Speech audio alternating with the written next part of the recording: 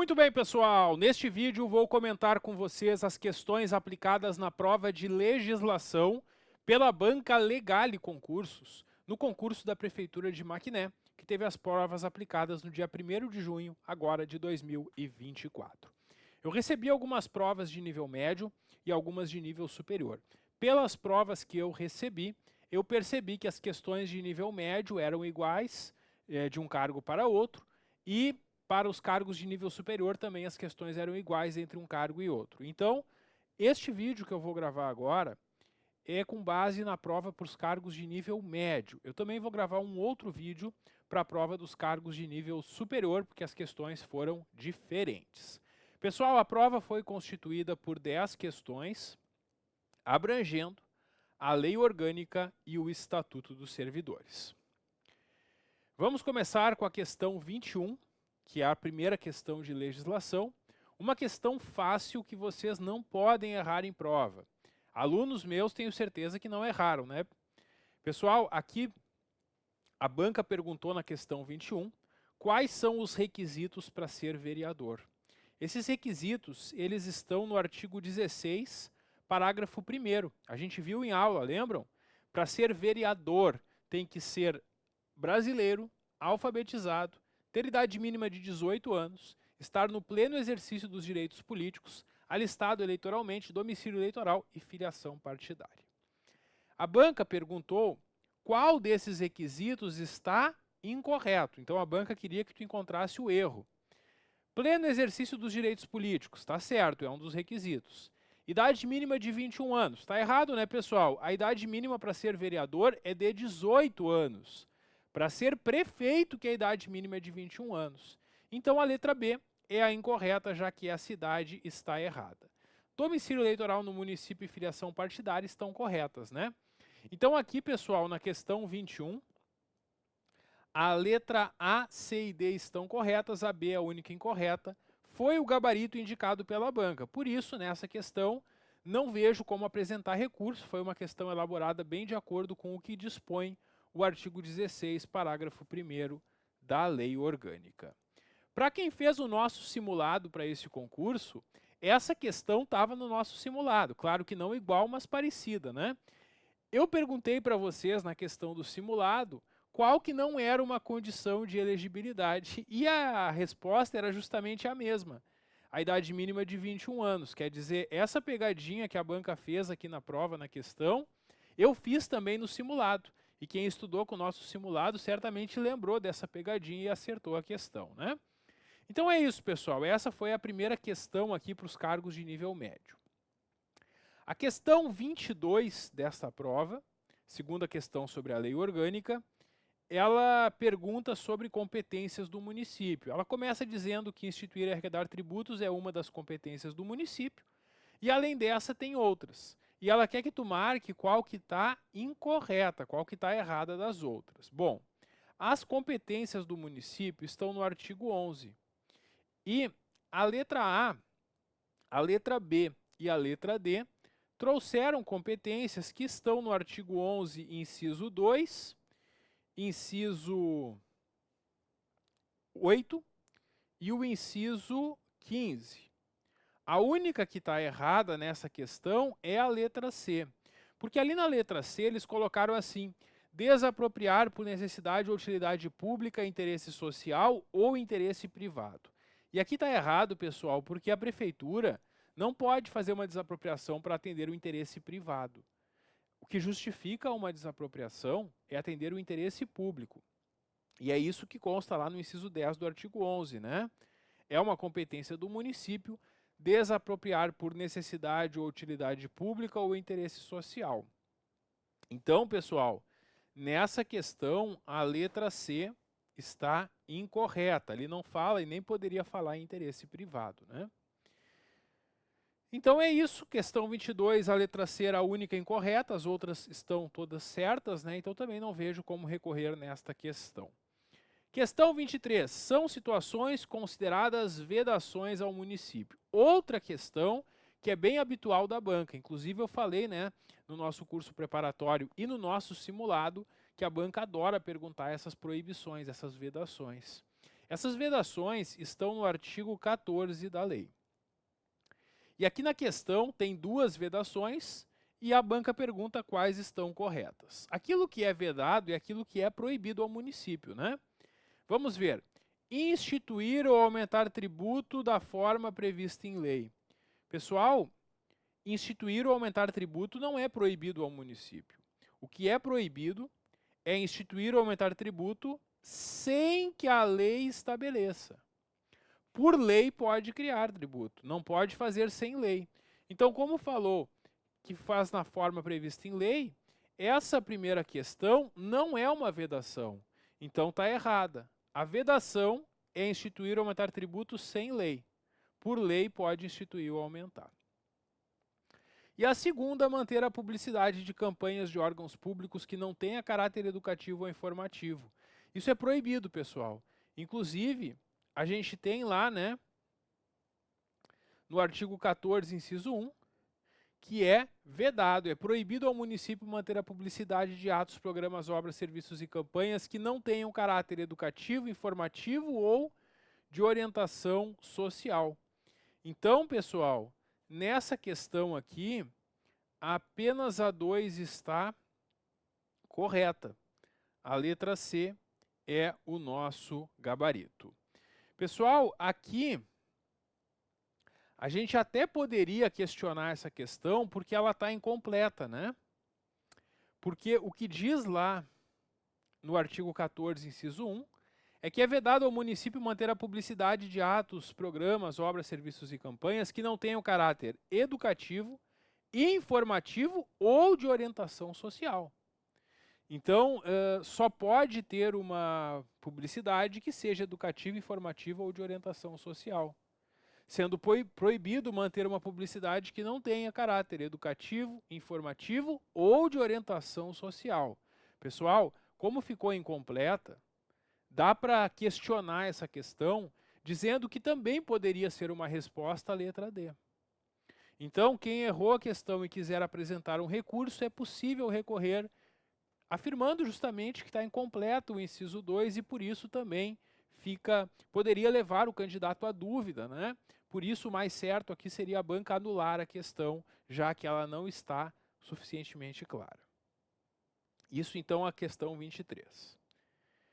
Para quem fez o nosso simulado, né, eu falei para vocês que as vedações são muito cobradas, e a segunda questão do nosso simulado sobre a lei orgânica era justamente sobre essas vedações, né? Eu trouxe algumas vedações e perguntei no simulado quais estavam corretas. Bom, vamos adiante, questão 24, uma questão também bem simples, que pergunta quantos vereadores têm de estar presentes para uma sessão ser aberta. Isso está lá no artigo 24, é a letra C, o gabarito, né, é 1/3. Inclusive, na nossa apostila, eu montei esse quadro, né, explicando para vocês que a banca poderia perguntar qualquer uma dessas informações em prova. A presença de vereadores para abrir uma sessão, que é de 1/3, que foi o que foi perguntado, ou a presença necessária para que a Câmara faça votações, que é a presença de mais da metade dos vereadores, ou como são tomadas as decisões, que são por maioria de votos dos presentes, né? Salvo quando a lei dispuser de modo diferente. Então é isso, pessoal. Aqui a letra C é o gabarito. Nessa questão não vejo como recorrer, uma questão também bem elaborada. Questão 25. Para a criação de cargos e aumento de vencimentos, para estatutos dos servidores e denominação de bens do município, é necessário o voto favorável de maioria absoluta. Quantos dos itens a seguir apresentam outras matérias às quais se aplica a mesma situação? Pessoal, prestem atenção. O artigo 27 traz uma lista de matérias que exigem o voto de maioria absoluta para serem aprovadas. E o artigo 28, matérias que exigem 2/3. Para quem fez o nosso curso preparatório, eu informei para vocês em aula que a banca também adora perguntar em prova sobre isso e que era muito importante vocês memorizarem o que exige maioria absoluta e o que exige 2/3 dos votos. E justamente a banca pergunta nessa questão quais dessas matérias exigem para sua aprovação o voto favorável de maioria absoluta. Nessa questão, pessoal, todas elas exigem maioria absoluta. Rejeição de veto, obtenção de empréstimos e o Código Tributário. Então aqui todos os três estão corretos, a letra D, o gabarito, foi o gabarito da banca e está correta. Com base no artigo 27, incisos 1, 2 e 8, essas três matérias exigem maioria absoluta e por isso estão corretas. Então também uma questão bem elaborada, não vejo como recorrer nela. Quem fez o nosso simulado, lembra da questão 7 do simulado? Eu perguntei justamente qual das matérias aqui exige 2/3, e aí eu misturei matérias que exigem 2/3 com matérias que exigem maioria absoluta. E vocês perceberam então que a banca realmente cobrou uma questão sobre esse assunto. Questão 26, agora, a questão 26 até a 30 são questões envolvendo o regime jurídico dos servidores. A questão 26, ela diz que uma das mutações funcionais previstas no município é a substituição do titular de cargo em comissão ou função gratificada durante impedimento legal.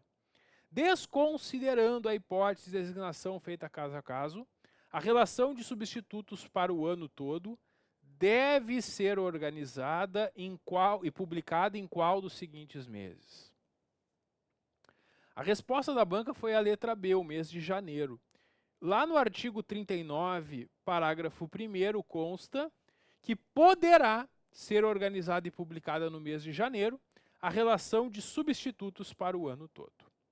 Então, de acordo com o artigo 39, parágrafo 1º, claro que a única resposta que a gente poderia marcar é a letra B, porque lá consta o mês de janeiro. No entanto, aqui a banca cometeu um equívoco também. Porque o enunciado traz deve, quando na verdade não é deve, não é um dever. O que diz lá no parágrafo 1º, artigo 39, é que poderá ser organizada, não que deverá ser.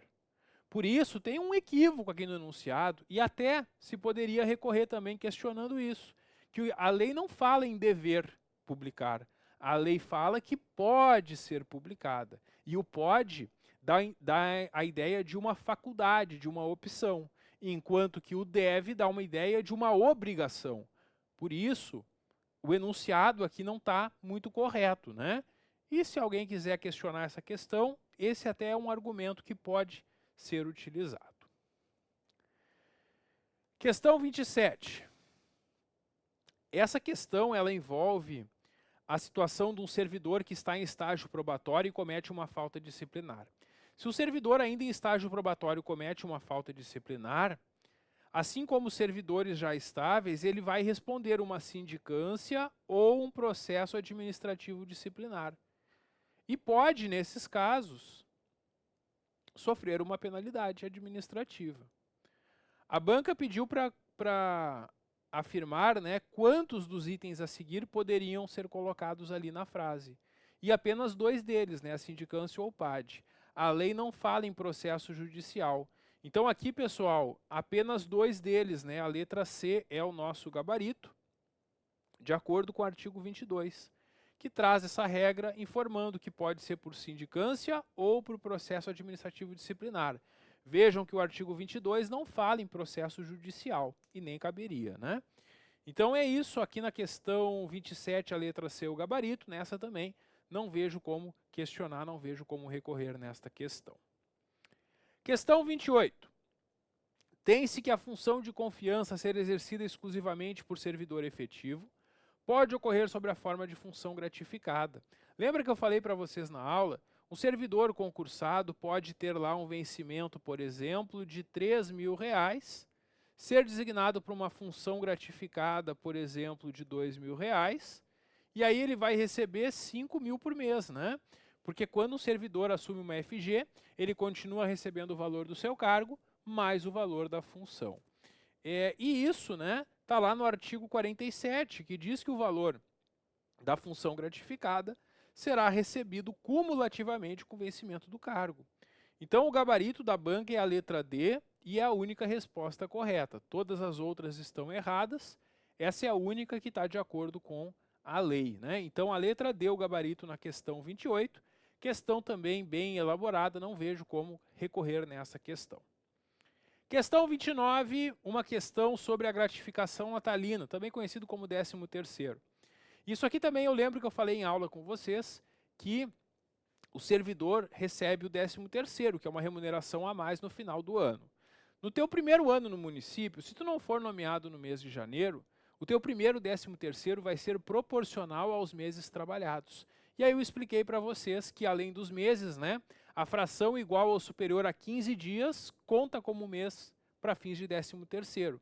Então, se um servidor no seu primeiro ano no município trabalhou 7 meses e 14 dias, ele vai receber 7/12, porque a fração menor de 15 dias não conta como mês para o 13º. Agora, se o servidor trabalhou 7 meses e 15 dias, ele já vai receber 8/12, porque a fração de 15 dias ou mais conta como mês integral para fins de 13º. Inclusive, né, lá no nosso material, eu montei um esquema para vocês lembrarem disso, né? Lá no artigo 82, parágrafo 2º, eu montei esse esquema para vocês lembrarem que a fração de até 14 dias não conta para 13º e 15 dias ou mais conta como mês integral. Foi justamente isso que a banca perguntou. E a resposta, né, é a letra D, 15, de acordo com o artigo 82, parágrafo 2º, né? Então a letra D é o gabarito, também não tem como recorrer nessa questão, uma questão também bem elaborada. Para finalizar, a questão 30 perguntou sobre os triênios, né? E eu falei para vocês que os triênios eram importantes, inclusive coloquei no simulado uma questão sobre os triênios. Mas eu perguntei no simulado qual era o percentual e a banca perguntou outra coisa. A banca perguntou qual é o máximo de triênios que tu pode receber. A cada 3 anos que tu trabalha no município, tu vai tendo um acréscimo de 5% sobre o vencimento. Até o máximo de 10 acréscimos, né? Tu pode ter até no máximo 10 triênios. Então, quando tu completa ali 30 anos no município, tu vai completar o 10º triênio e tu vai estar recebendo 50% sobre o vencimento, né? É até o máximo de 10. Essa é a resposta da questão. A letra D, o gabarito, e é o que a banca indicou também, uma questão bem literal, não deixando margem para recursos. Então é isso, pessoal. Essa foi a prova aplicada para os cargos de nível médio. Eu também vou gravar um outro vídeo analisando as provas dos cargos de nível superior.